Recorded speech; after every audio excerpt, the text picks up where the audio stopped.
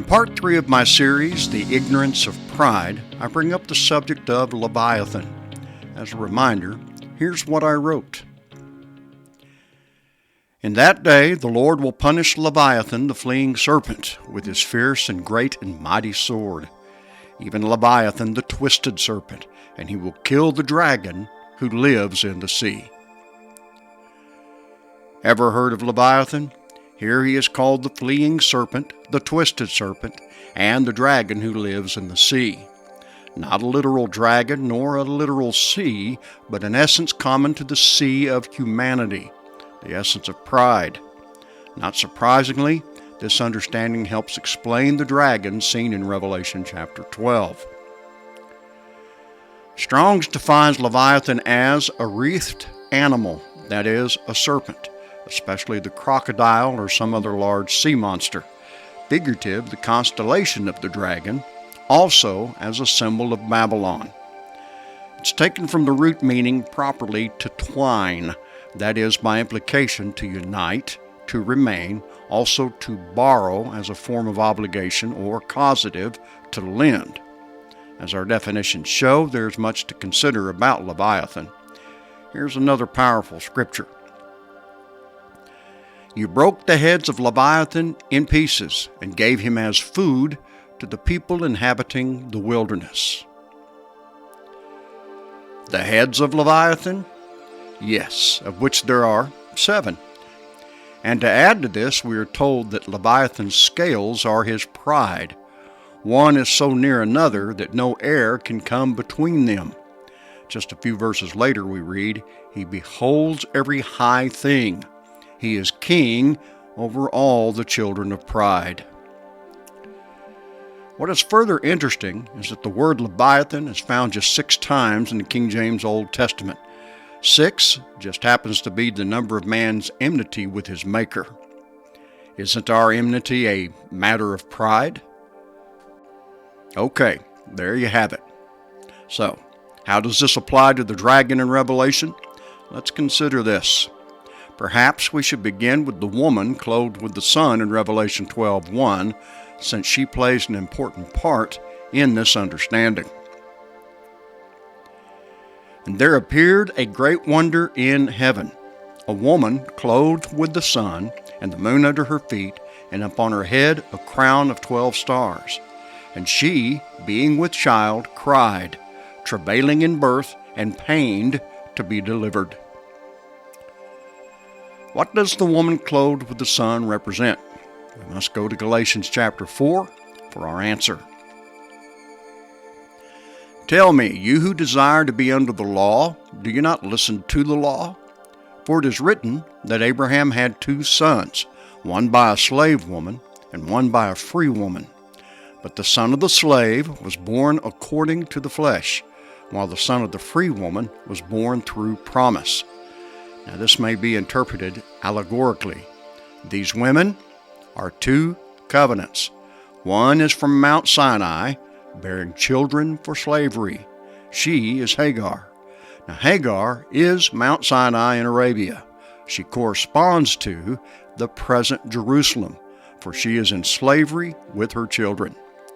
But the Jerusalem above is free, and she is our mother. Here we find Paul using the 2 wives of Abraham as allegories of the 2 covenants, old and new, the law and the promise. Paul is specific, stating that the slave woman Hagar is Mount Sinai and corresponds to the present or earthly Jerusalem of his day. The free woman, Sarah, denotes Jerusalem above, who is free and whom Paul says is our mother. Where does John see the woman clothed with the sun? In heaven, or above. Hence, Jerusalem above, where the light of the sun typifies the glory of the new covenant promise, and the light of the moon represents the glory of the old covenant law. The crown of 12 stars denotes divine governance. We're told that the woman clothed with the sun is with child, travailing in birth and pain to be delivered.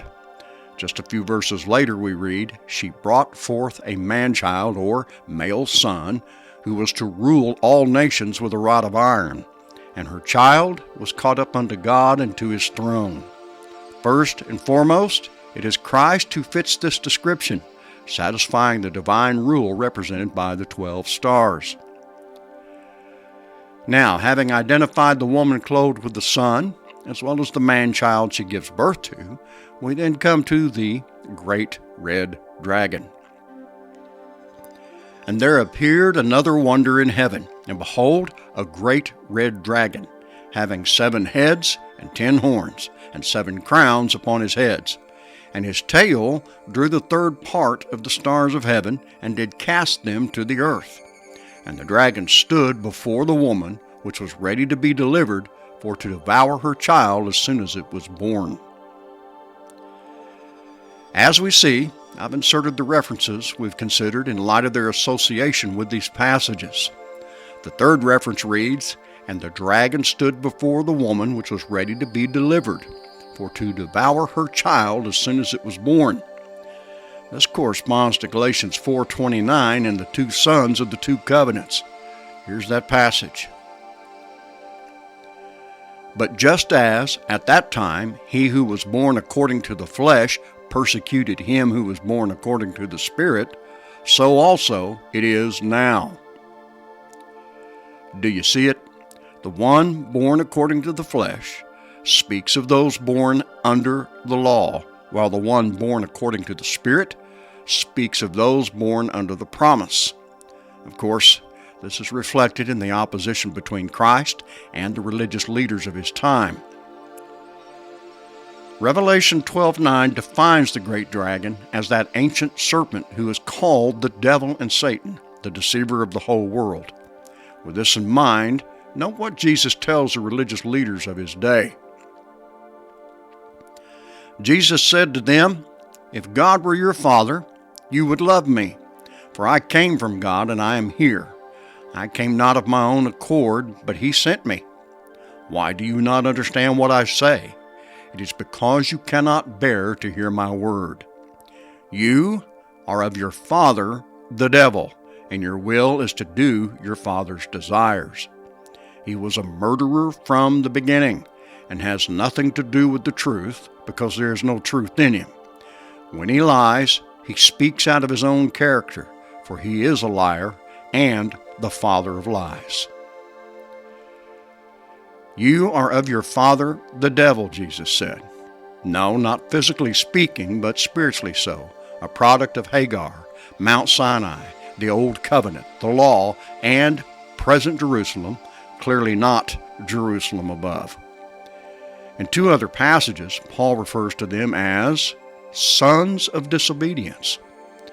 See, my friend, it's not a matter of a fallen angel flying around wreaking havoc, but the reality of the conflict between carnality and spirituality, between pride and humility, first in ourselves, then with others. Think about it. Religious hatred is the worst kind of hatred. Now, before I close this study, take one more look at the following. In that day the Lord will punish Leviathan the fleeing serpent with his fierce and great and mighty sword, even Leviathan the twisted serpent, and he will kill the dragon who lives in the sea.